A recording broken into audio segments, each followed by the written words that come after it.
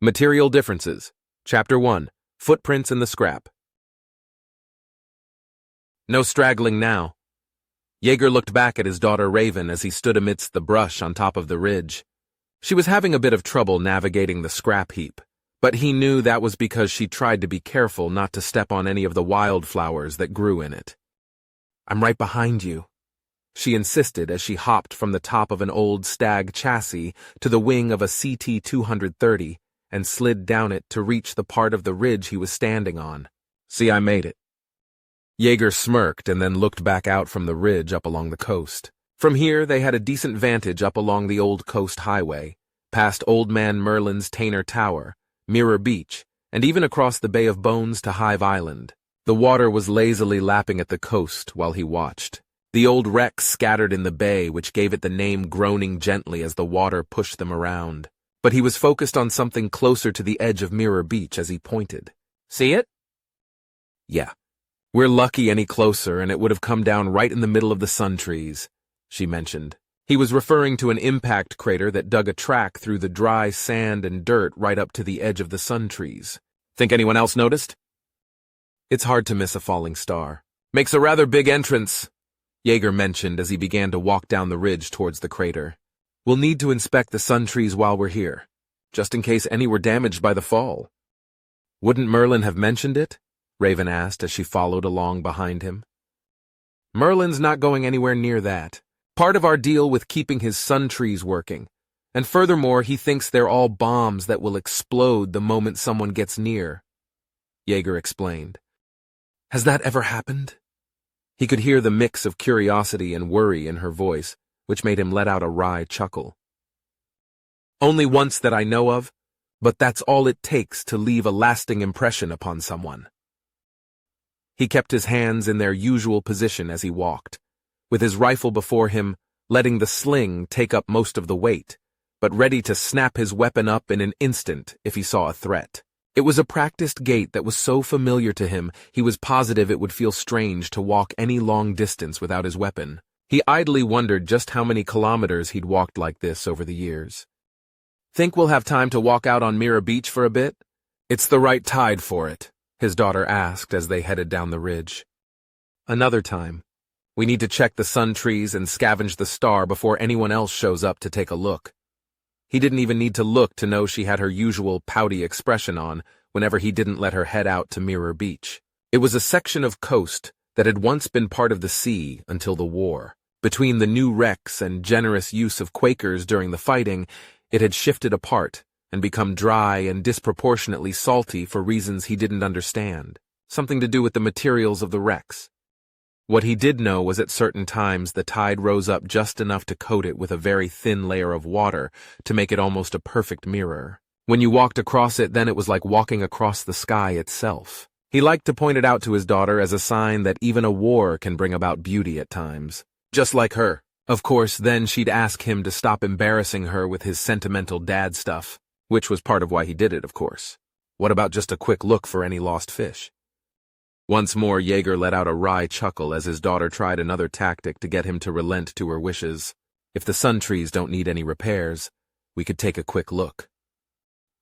This time he did glance over his shoulder for a moment to see her do her little victory dance before scurrying down the ridge to catch up, as he smiled inside his helmet while watching her. Soon enough, they had reached the base of the ridge where it flattened out along the dry plains of the coast. Aside from the small green bushes that dotted the plains, it was a pretty barren area. Barren of plants, at least. There were a few old car skeletons along the road that had long since been scavenged. Not to mention the concrete bot traps scattered across the plains nearer to the beach from back in the war. Someone years ago had come by and painted happy cartoonish faces on the spiny starfish, as Raven called them. But the paint was now cracked and faded, which honestly made them look far creepier to him than they used to. Maybe the mysterious painter would show up again to touch up their work. It was unlikely, though, this far out from anything.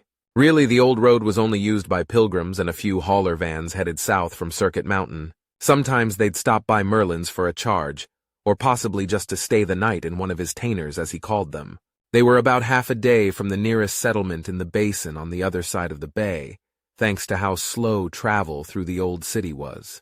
Between the broken skyscrapers and the scabs, it wasn't exactly easy trails. Of course, that all just made him more curious about who painted the faces in the first place. Why do you think Merlin always flies the old flag? You and him are the only ones I ever see with it, and he's the only one who flies it out in the open.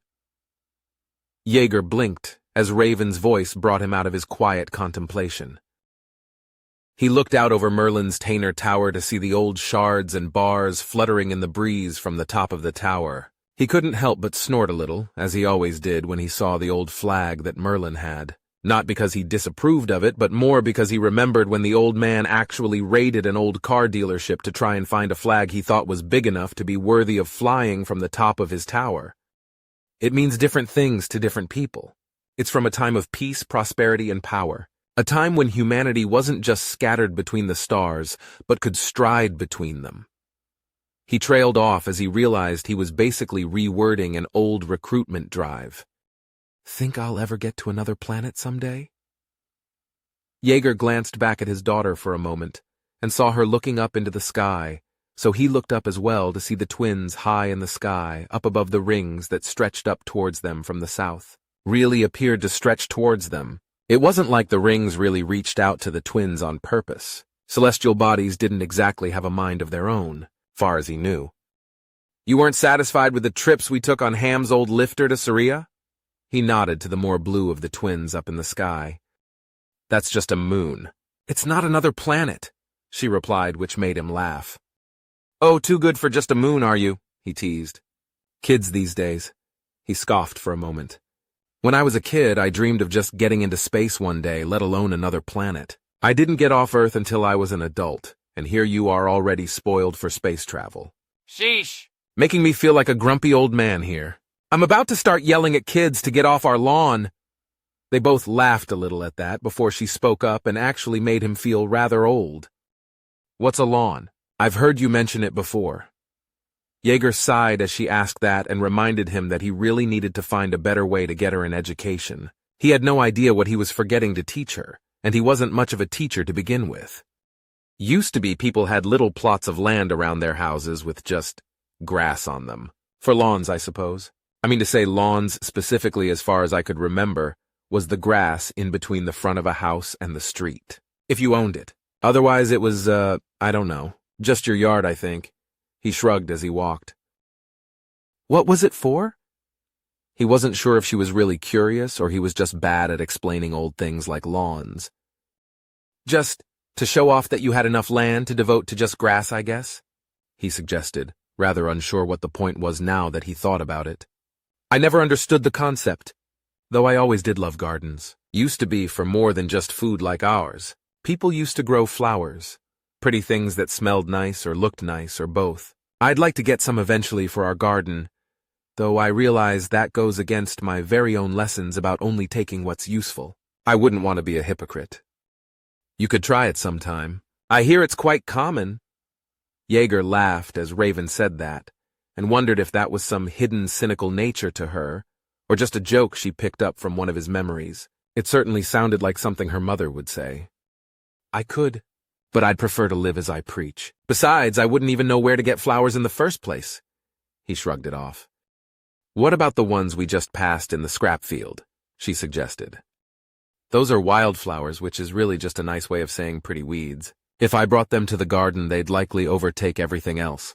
Or die. Now that I think about it, I'm not sure why they only grow in the scraps. Maybe the old materials there seeped something into the ground? Either way, it's unwise to mess up our garden in the name of flowers, he pointed out. Did you have one as a kid? Back on Earth? A garden, I mean. She asked next, which made him laugh and shake his head a moment. Me?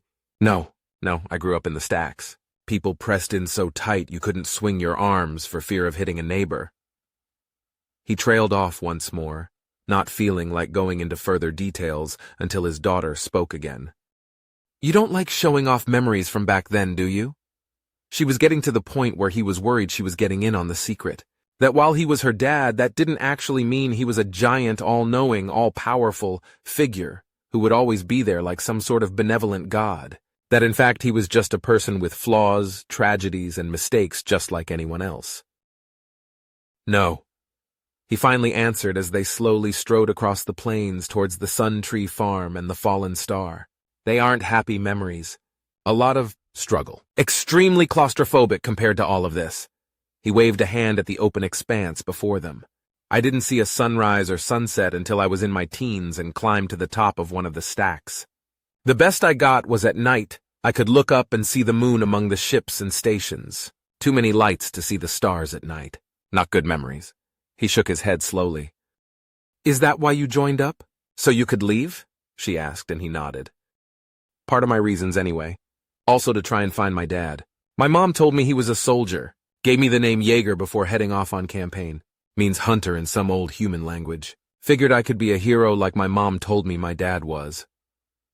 He had phrased it that way so he didn't lie to her, yet also didn't reveal that what his mother had told him wasn't actually the truth. It had been all too late that he found out all the things his mom's little lies had protected him from back then. Part of the struggle with being a parent. Wanting to be honest yet wanting to protect them. So they let you into the elite Valhalla program right away? And those, what were they called? The HK teams? He wasn't sure just how much she knew about him and her mother from back then, but he had to imagine that she'd learn what HK stood for soon enough if she didn't know already. Would that change her perspective of him? Taint some of the memories she'd seen? Much to everyone's surprise. Typically that program was reserved for really phenomenal people. Mostly people like your mom. Not some dirty, ignorant kid from the stacks like me. Yet, through all my aptitude testing though, they said I displayed a profound adaptability and compatibility with the program that made me an ideal human candidate. It was only through that program that I could be stripped of my weaknesses and be made again in the image of a god to better serve all humankind. He could still remember the sense of pride he felt when General Odinson told him that, the egotistical old bastard. I displayed a hidden talent almost squandered by peacetime, he muttered, as he remembered more conversations with his old CO. All the signs he had missed, likely because he wasn't even looking for them at the time. Then you met Mom, right? He glanced back at Raven for a moment and nodded, glad that she had pulled him out of his darker memories. I'm sure you know that story well by now. You like that memory, he mentioned before looking back out at the sun trees that got closer with every step. It's warm and fuzzy like your hugs. Jaeger couldn't help but grin like an idiot inside his helmet when she said that. So you and Mom shared that hidden talent? Ah, no. Jaeger shook his head. For me, it was a hidden talent. For your mom, it was there from the very beginning. She had always been destined for the program. It was expected of her and trained into her from the start, so it wasn't hidden. No, your mom's hidden talent was cooking. Cooking? He could hear the surprise in her voice, which made him laugh. Yeah, cooking. Just a natural talent for it, I think. You wouldn't believe how surprised I was the first time we were out in the field, and she actually cooked something for us, instead of relying on the meal packs. It was on a monsoon-class world. Just rain and storms the whole time we were there. Staying dry was impossible, even in our suits. He shrugged in his armor a moment to emphasize his point. We stopped at an old survey outpost one night. Any sort of shelter was welcome. Then we were all shocked when your mom gets to work in the kitchen and makes this rice and fish dish that was just amazing. The smells, the flavors, even how it looked. It was like something from a movie or a cooking vid. Just incredible. I don't even know where she got the ingredients. Not a word before then to any of us about wanting to cook or that she even knew how. She always did love to surprise. He trailed off before he got too deep in the memory. He needed to keep scanning the horizon for signs of scav or other threats. Did she tell you where she learned? Jaeger chuckled when his daughter asked that. Oh no, not your mother. I complimented her cooking and was obviously surprised she was so good. And do you know what she said? He asked, and was about to say it when his daughter chirped up first. Don't you understand by now that I'm a far superior person than you could ever be? And that all my great and varied skills represent a vast gulf in our being, such as Prometheus to the cavemen? Jaeger laughed harder as she said that, and slowly shook his head. Sound almost just like her. He smiled as he kept walking across the plains. The wind gently rustled the tops of the little bushes that dotted the land, and the ocean kept lapping lazily against the coast. It was a peaceful day so far, aside from the fallen star. A good day for memories. When she says that in memories I can feel the warmth, but I don't get it. It sounds sort of mean. Raven mentioned. Bit of an inside joke. From a seminar presentation early in the program. Basically, one of the officials didn't think very highly of me. Most of them didn't, except your mom. Right from the very beginning, she treated me like an equal, even though she certainly didn't have to. She really was better than me in every conceivable way. Just like you are, he mentioned. Dad. He smiled as she groaned out at his compliment, knowing she hated it despite being the truth. Really, he loved the fact that he could look at his offspring and know they were just better than him. He wasn't sure if it was every parent dreamed of for their kids, but it was certainly what he had dreamed of. After a moment, though, he continued. But she acted like we were the same. Her and the others we fought alongside. Part of what made it so appealing. Then to make fun of the officials, she'd say that to me at times. Because despite her and the others being better, I never fell behind. I never wavered. I never broke. He took a slow, deep breath then, as he worked to keep some of the darker memories at bay. How come I never see any of the memories like that? You with the others, not just the battles, Raven asked, and he sighed. I could try to tailor a few, but they're buried so deep in my memories of the war itself and all the terrible things those nice moments are surrounded by. You know how it is at times with the context of memories? They bleed through, and the war was just terrible. You shouldn't be subjected to that. Even as he said that, he wasn't really sure if he was trying to protect her or himself. But I've seen some of your fights, and you let Max see some of those memories, but he won't talk to me about them. Jaeger had a feeling she'd bring that up. First of all, a fight isn't the same as a battle, and a war is far worse than a single battle or even a collection. The best soldiers might die to things that have nothing to do with their skills. A wayward artillery shell, a crashing fighter, or a stray bullet are just some of the things that don't care how good you are. There's also the psychological factors involved. The stress, the constant weariness. It's hard to express, and it's wrapped up in my own view of it at the time, which was... He trailed off as he tried to think of how to explain it. If you were afraid, I don't mind, Dad. You've told me that fear is natural, that it's nothing to be ashamed of, but instead worked through, and I'm sure a war was really scary. A sad smile crept across his face as she said that. He wished it was that simple. Unfortunately, that's not it.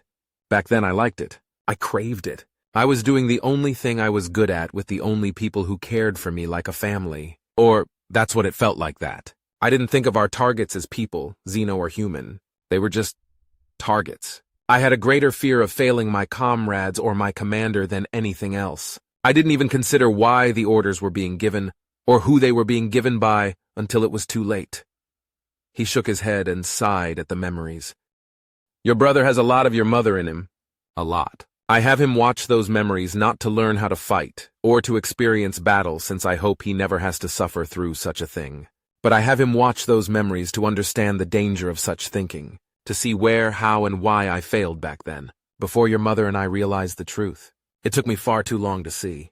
And I want to make sure he never falls into the same trap. There's nothing wrong with failure provided you learn from it, and help those around you avoid the same failings you made. Jaeger didn't really like revealing such things to Raven, but the alternative of protective isolation was worse. Oh, Raven muttered, and grew quiet then, as she no doubt thought over what he'd just said. He wondered how much more he was chipping away at his status in her mind by revealing his flaws like this, that she might one day understand her father was a terrible person. They were just getting to the edge of the rows of sun trees then, tall arrays of solar panel arrays built with their arms stretched up to the sky like the branches and leaves on a tree. They would slowly turn during the day to track the path of the sun in the sky. Check the west terminal. He nodded to the hub closer to the coast. Sure, she agreed and scampered off towards it. Jaeger approached the central terminal then and tapped his code into the pad to get the screen active. Looked like they were lucky. The impact hadn't damaged the lines, and far as he could tell, the minor reduction in efficiency was normal for the panels just getting dirty. He'd have to come back out with Raven in a week or so to clean them off. All good, Dad! She called out from the other terminal and gave him a thumbs up. He waved her over then as they walked from the center of the sun trees out to the impact site itself. The dirt and sand had been dug up by the fallen star, and they walked along the edge to see just what kind of fallen star it would be today. Careful. See the Ravex markings? He pointed to a few places in the debris that were marked with the Star of Claws. Yes, but it should be one of the late war recon models. See, it's also got packed markings. She pointed to a few area in the debris. So probably one of their retrofit packages, which should mean no anti-tamper devices. Already so much smarter than him. He smiled as they got near the end of the crater. Inside was the remains of a Ravex Null-G recon bot, designed specifically for use in space to hide among traffic and catch ship movements as well as defense locations. They didn't have the power for true interplanetary flight, and relied on covert carriers. It had likely been stuck in the planet's gravity well since the war, and fought the decaying orbit as long as it could. I think both the sensor suite and the core look intact from here. It might have been aiming for the ocean? Raven suggested as she looked west to the waves nearby. If its core was working, then it was trying to aim for the beach. They're programmed for self-preservation of data. The sand would have been a softer landing than most areas around here.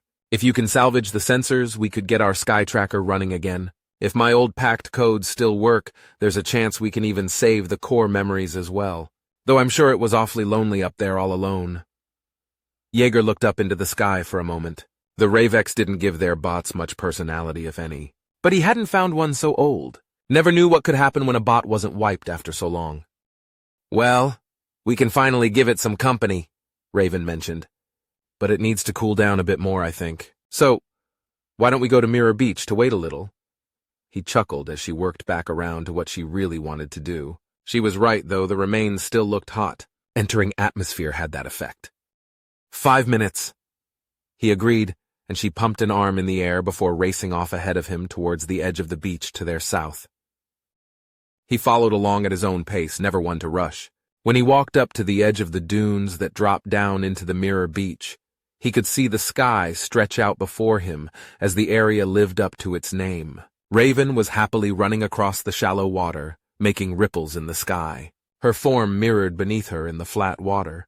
The rings, moons, clouds in the sky, they were all doubled as they seemed to stretch out far into the horizon. "Raven! Back!" he called out and dropped down into the dune. He hadn't seen them until he focused on the horizon, and his mask zoomed in on the objects in the bay. They were moving among the bones of the old wrecks, picking their way through carefully. Raven didn't question his orders, and quickly came running back to the edge as he nestled into the sand of the dune, rifle out. After a moment, his armor would start to shift colors to blend in better with the sand directly around him. Raven clambered up the dune and rolled over the edge beside him. After a few moments, she crawled back up to peer with him into the distance. "What am I looking for?" she whispered. "Hive, a collective regime of peace and love." He spat out the slogan like the venom it was. Lumberers. 207 to 210, widespread among the wrecks. 10 kilometers. His crosshairs came up over the creatures in the far distance. The lumberers themselves were extremely tall yet gentle creatures with 6 legs that had evolved to walk between the channels and islands. Jaeger thought they looked something like massive furry anteaters, but with legs a dozen meters long at the very least. Thing is, while they were herbivores and not dangerous, he wasn't worried about them. He was worried about what clung to their backs. "Drones," she said as she saw them. "And soldiers," he added. "Lead 2 lumberers. Notice the different visor colors and larger size." The creatures were being ridden by drones and soldiers of the hive. Mostly humans on this planet with bulky visor rigs strapped to their heads and connected by cables woven into the flesh of the lumberers as giant moving hubs. Drones and soldiers had to be connected to hubs in order to survive for very long. Without the rest of the collective, they seemed to revert to a comatose state rather quickly. Are they headed this way? While she could see them herself, he figured she wanted his opinion since he was more experienced. And her father. Jaeger hummed for a second as he watched them. "No," he finally answered after a little.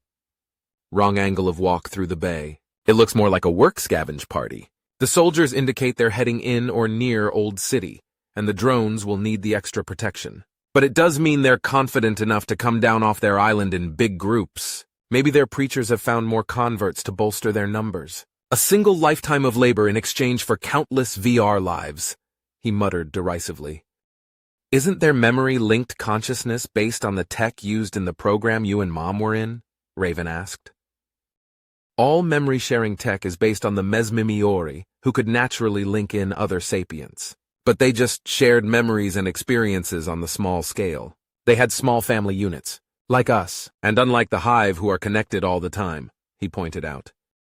But between absolute dynamics and opulence entertainment, she started. It's complicated, he cut her off. We'll talk more later, when it's safe. They were quiet then as he watched the lumberers in the distance.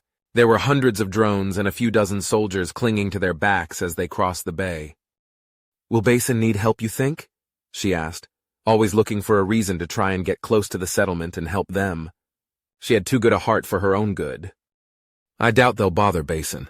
They're likely focusing on Old City and the scavs, but if they get a foothold on this side of the bay, it could be dangerous. As he watched them in his sights, he tried to suppress very similar memories of hunting the hive during the war. But what if they do need help? Should we go back and get Max? Maybe see if Merlin could help too? Jaeger sighed softly as Raven insisted. Raven, we're not welcome in Basin. If we showed up, they'd be as likely to shoot at us as the hive. More likely, he corrected. Bad as the hive were, few had forgiven him and the other revenant for their hand in things. But after what you did, after Mom's sacrifice, doesn't that mean anything? Surely. Enough, he finally hissed before sighing and taking a moment to collect himself. Raven, doing good and evil, it's not a simple game of numbers. What I did, what your mother did. The work we did at the end of the war doesn't absolve us of what we did earlier. It's not as though I can add enough check marks to one column until it's more than the other and think the universe will forgive me. And unfortunately, the rest of the people are all too happy to make you suffer for my sins, if they even knew you existed. I have little to give besides a legacy of fear and hate that I cannot spare you from. Dad, Raven trailed off, and while she searched for what to say, Jaeger watched the horizon. Besides, they don't need me protecting them anymore. He pointed, and Raven looked up. They could see them before they could hear them, but the roar of the fighters filled the air as they flew low over the bay. Immediately the lumberers began to turn back and retreat towards their island. The shards and bars may be dead, but that didn't mean society had totally collapsed along with it. The pact may be a shadow of its former self at the height of the war, but at least they still made an effort to protect their people. Think they're looking for the fallen star? Raven asked. They might, but they'll be busy with the hive for a while, chasing them off. Come on, let's go salvage it while we can. He stood up, then dusting the sand off his armor for a moment, as it began to shift colors to try and blend in with his new position as he walked. Dad. He paused and looked down at his daughter then. I know you sometimes think that's your legacy, but I know not everyone hates synthetics, and I'll change the minds of those that do. Someday. She reached for his hand then, and he took a moment, releasing his rifle and letting it hang from his sling. He carefully removed his glove then. He wanted to touch her with his real hand. Once he had joined the Valhalla program, he'd spent what felt like years in his armor, only touching the world through his gloves, a selective isolation that kept him from feeling the world around him, figuratively and literally. Hell, when he was fully suited, he might as well not be human inside his suit. No one could tell from the outside the way every single millimeter of flesh was protected and hidden. It had been a long time before he had touched anyone else, with his real fingers at least, so he closed his hand around that of his daughter. Like her mother's, it was an odd feeling, tingly. He'd expected them to be cold the first time he touched her, but really it was warm. About as warm as an organic human, a side effect of their powerful cores. I know, sweetie. I'm positive you will. He brushed a few of the color quills from her face to look into her eyes. A mismatched pair, one green cybernetic that looked human and the other a pale blue from a Valiant class sentry. He wanted to kiss the top of her head, but that wasn't possible with his helmet on, so he settled for pulling her in close for one of his famous big, warm, fuzzy hugs. Normally she complained if he held her too long, but this time she hugged him back as tight as she could. When he finally released her from the hug, his hand went to hers once more, and they began to walk back towards the crashed recon bot hand in hand, though his free hand fell to the sidearm on his hip, a habit he couldn't break even now. Though with the ever-present danger of scavs, it wasn't a habit he really wanted to break either. Once we get back, I'll see if I can isolate that memory I mentioned of your mom cooking the fish, without all the other stuff. Thanks, Dad. Think I inherited any of her cooking skills? She asked. Oh, not a chance. I think you were trying to kill your brother and me with that cake you made, he teased. It's not my fault! The book glitched and had the wrong proportions. She huffed. All I know is it killed half a dozen tell rats and put poor Sasha into a near coma after she ate one of those little varmints. He continued to tease. She's a cat.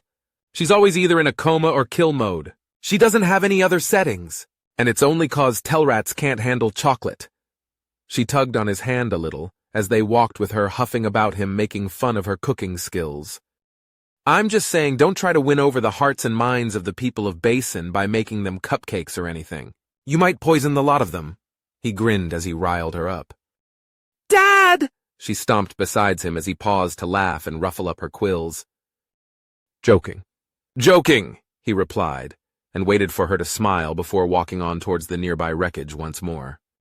Think the bot will be happy to have company after all this time? I hope he's got some interesting memories, she said as they drew near to salvage it. I'd like to think everyone has memories interesting to themselves at least, he replied, and gave her hand a tighter squeeze. The current running through her digits, sending a tingle further up his arm. Then he let her go so she could scamper down into the crater to start removing the core, making sure to be careful so she could preserve the memories, to preserve who it was, if it was anything, for it's memories that make a person what they are, not their material. Synthetic, organic, human, xeno were all the focus of debate and conflict during the war. But Yeager hoped that people might one day be able to accept that what mattered more now was coming together from all paths to help each other survive. He knew there was no future in which they accepted him, but maybe they'd accept Raven because all she wanted to do was help. That her synthetic heart was full of more love than most organic ones. He'd like to think they would come to accept her in time, because while her body might be synthetic, her memories were all her own, and what they said about her was beautiful. Got her out nice and safe. And the sensor suite, too. Yeager looked back at her, instead of watching the hive retreat while the fighters roared overhead. They hadn't shot at them, but were making sure they left the bay quickly. Her? He asked. Feels like a her, Raven replied with a nod as she strapped the memory core to her pack. Yeager dropped to a knee then so she could reach up and strap the sensor suite to the back of his armor. Once it was fastened, he stood up and took her hand once more.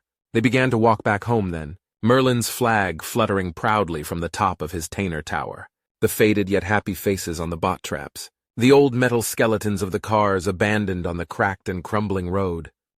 They were in a world of faded hope. People were rebuilding as they always did. In time, he was confident the Pact or some other government would surpass the old power of the FVS, and that prosperity and peace would return to the land. That thanks to people like Raven, hope might be faded but not lost. That hope was more than just a memory. Want to say hello to Merlin before we head home? Yeah. He said he'd try to get some ribbon from one of the traders to make me a bow. She smiled up at him, and he smiled back even though she couldn't see it. They walked on, father and daughter separated by material, but nothing else.